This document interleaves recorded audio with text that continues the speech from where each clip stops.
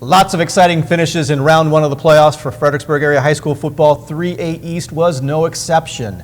Skyline, Culpeper, a back and forth game. Culpeper takes the lead late in the fourth quarter. Skyline comes back with a touchdown. 3 seconds remaining, I believe. Skyline gets the win, 24-21, breaking the hearts of the Blue Devils. Yeah, the Blue Devils game, that was like the Culpeper game. That's like the Mountain View game we talked about with the 5A North for this week.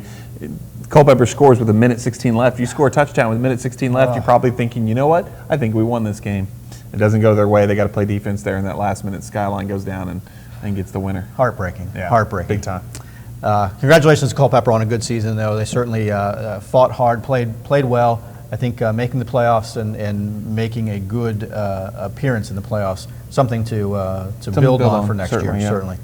Bruntsville with a 19-11 victory over Spotsylvania, and James Monroe with a very dominating 56-0 win over Armstrong.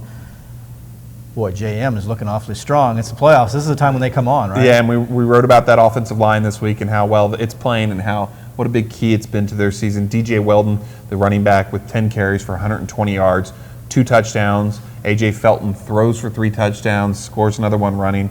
And, of course, Darius Leacock with 2 catches for 82 yards. Both those catches are touchdowns. All he does is catch touchdowns. All he does is catch touchdowns, yeah. The Jackets certainly roll against a playoff opponent. It's what you're supposed to do to 2-8 team. You're supposed to go out and throttle them. James Monroe does. Yeah. And they got another one. They got Brentsville, who's a team that you don't feel like can compete with James' weapons. JM wants a track meet. You don't want a slugfest. You don't want a ground and pound game. But if JM can make it a track meet, I like them a lot against Brentsville, that's for sure. They've got the athletes, there's no doubt about that. Certainly. And they've got Maury Magic and all of that stuff. I mean, they know how to win in the postseason.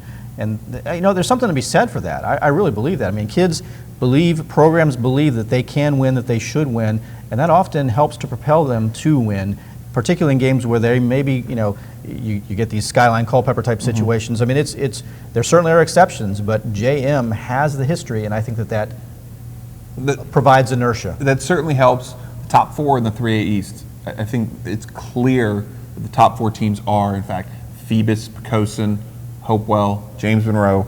That's a tough top 4. Yeah. Getting out of that's going to be real tough. You like them this week. All those things you're talking about, certainly like those things this week. Can those things be enough? Can those intangibles be enough? Agreed, but not so fast, my friend. I mean, so you got to win each week. You can't look ahead, right? So Absolutely. I mean, you've got to be singularly focused on the task at hand, and for JM, this is going to be the Brentsville game. I like their chances here. I'm sure Brentsville likes, hopefully, I imagine that they've got a game plan working. Some other teams have demonstrated that JM is beatable, but I feel like, the Jackets, I think, are in a good position. They're in good shape this week, and then it gets tougher. Then it gets tougher, absolutely. Yeah. Some exciting games, though, in the 3A East.